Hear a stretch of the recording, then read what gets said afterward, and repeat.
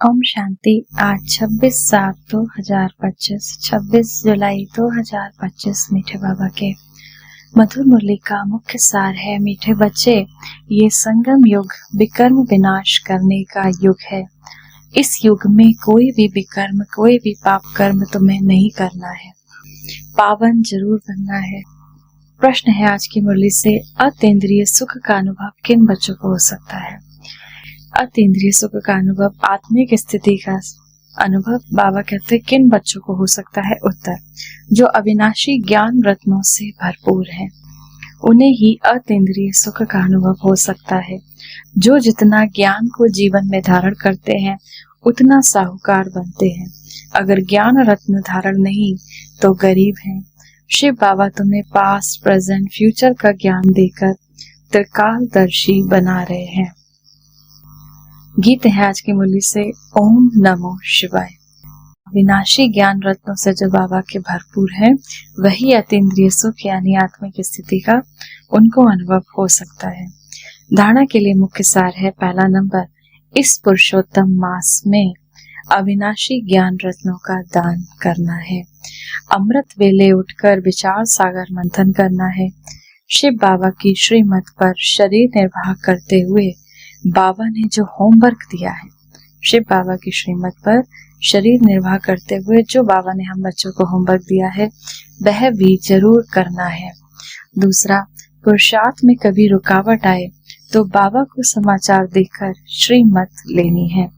Surgeon को सब कुछ सुनाना है। बाबा कौन सा है? हम आत्माओं का सर्जन है, डॉक्टर है। आत्मा के विकारों को छुड़ाने वाला वो हमारा सर्जन है, हमारा डॉक्टर है। आत्मा की विकार कौन कौन सी बीमारी हैं जो हमारी आत्मा में विकार थे? काम का, क्रोध का, मोह का, लोभ का, अहंकार का। बाबा ने हमारी आत्मा में क्या जागृत किया? बाबा ने हमारी आत्मा में सभी बीमारियां दूर करके हमको क्या दिए? सम्मान दिए, अच्छे अच्छे टाइटल्स दिए। मैं मास्टर सर्वशक्तिवान आत्मा हूँ, मैं परम पवित्र आत्मा हूँ, मैं प्रेम स्वरूप आत्मा हूँ। तो बाबा ने उन गुणों को निकालकर हमें, उन जो भी हमारे अवगुण थे, उन अवगुणों को निकालकर बाबा ने हमें सद्गुणों से भरपूर किया। तो सर्जन को सब कुछ सुनाना है, बाबा से हमें कुछ भी नहीं छिपाना। विकर्म विनाश करने के समय कोई भी विकर्म नहीं करना है, वरदान है। अखंड योग की विधि द्वारा अखंड पूज बनने वाली श्रेष्ठ महान आत्मा भव। आजकल जो महान आत्माएं कहलाते हैं, उन्हों के नाम पर अखंडानंद आदि रखते हैं, लेकिन सब में अखंड स्वरूप तो आप ही हो। आनंद में अखंड, सुख में भी अखंड, सिर्फ संग दोष में ना आओ। दूसरों के अवगुणों को देखते सुनते डोंट केयर करो, तो इस विशेषता से अखंड योगी बन जाएंगे। जो अखंड योगी है वही अखंड पूज्य बनते हैं। तो आप ऐसी महान आत्माएं हो जो आधा कल्प स्वयं पूज्य स्वरूप में, आधा कल्प आपके जल पितरों का पूजन होता है। स्लोगन है, दिव्य बुद्धि की साइलेंस शक्ति का आधार है। दिव्य बुद्धि ही साइलेंस शक्ति का आधार है। अव्यक्त शारीर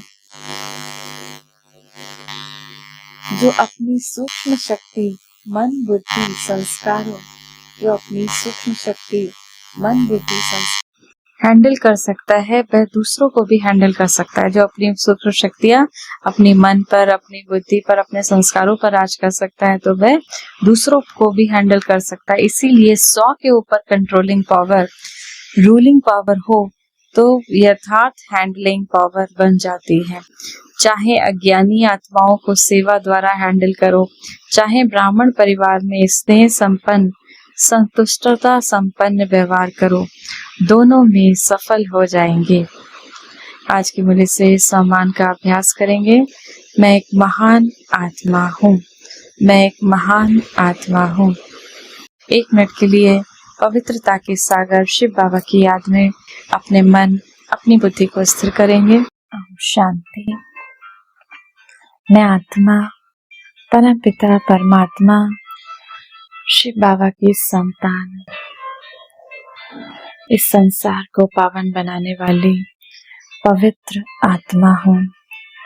परमात्मा की याद के झूले में बैठी मैं आत्मा अपने मन बुद्धि को स्थिर करती हूँ परम धाम में। शिव बाबा से 7 गुणों की किरणें निकलकर मुझ आत्मा में समा रही हैं। मैं आत्मा खुशबूदार फूल बनकर चारों दिशाओं में, इस पूरे संसार में इन 7 किरणों की किरणों को बिखेर रही हूँ। हर आत्मा निर्विकारी बनती जा रही है, पावन बनती जा रही है, पवित्रता से भरपूर होती जा रही है, सुखी होती जा रही है, दिव्य शक्तियों से संपन्न होती जा रही है।